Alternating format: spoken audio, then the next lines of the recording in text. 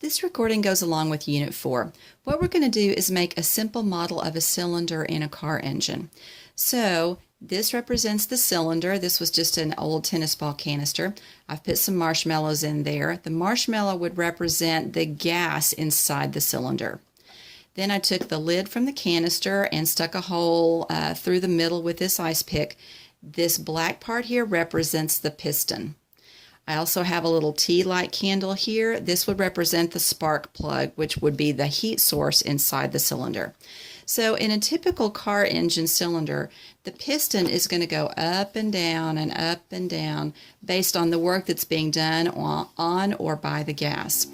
In a car engine, if we say that it's a V6, that means it has 6 cylinders in it.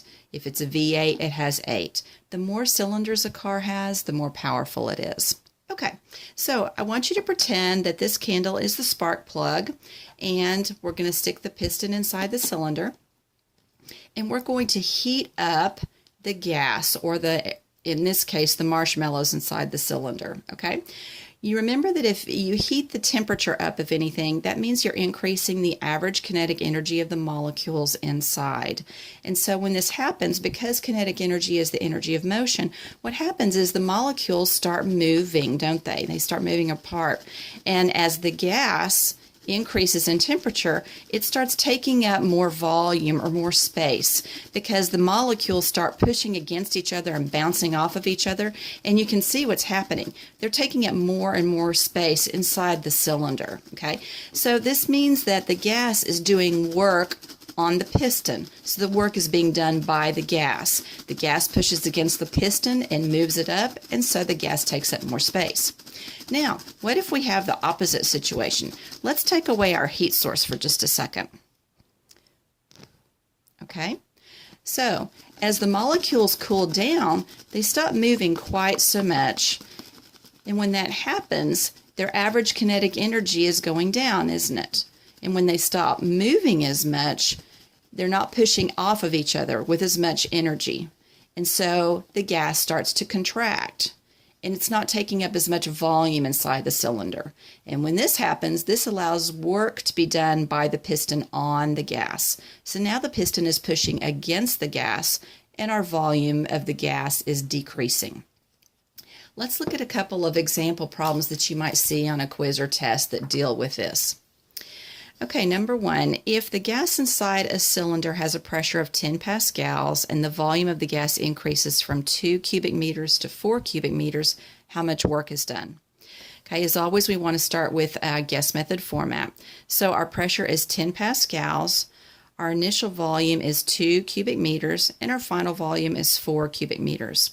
By the way, PA stands for Pascal. That's the unit of pressure, which is a Newton per meter squared. Our unknown is work. From your equation sheet, this is the equation you would use. Work equals pressure times the change in volume. That's what delta means. This is critically important. You always want to take the final minus the initial. Whether it's volume, temperature, pressure, it doesn't matter. Since we're talking about the change in volume, we want to take the final volume minus initial volume. So for the substitute step, we're going to substitute the numbers. So work equals 10 pascals. Then we're going to multiply it by 4 minus 2, because that was the final volume minus the initial volume.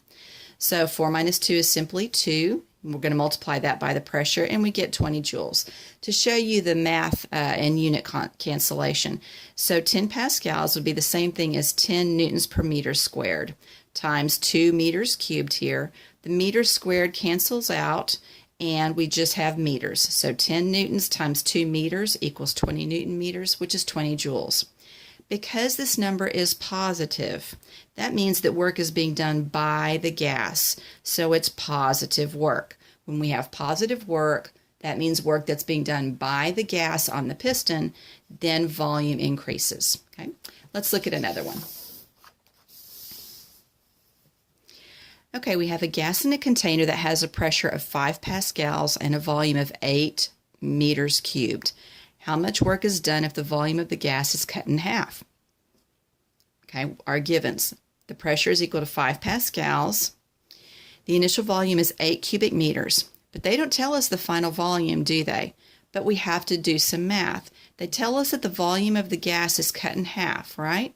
So that means half of 8 would be 4, isn't it? Okay. Our unknown is work again. We're going to use the same formula. Work equals pressure times the change in volume. And again, you always want to take the final minus the initial. So work is equal to pressure, which is 5 newtons per meter squared, times the quantity of 4 minus 8. Notice the sign here. 4 minus 8 equals negative 4, doesn't it? You have to watch your signs in these problems very, very carefully.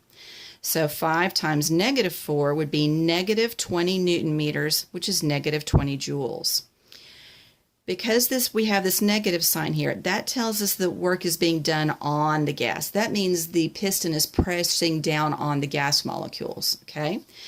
So since it's negative 20 joules, we call it negative work. When we have negative work, the volume is decreasing or going down, okay?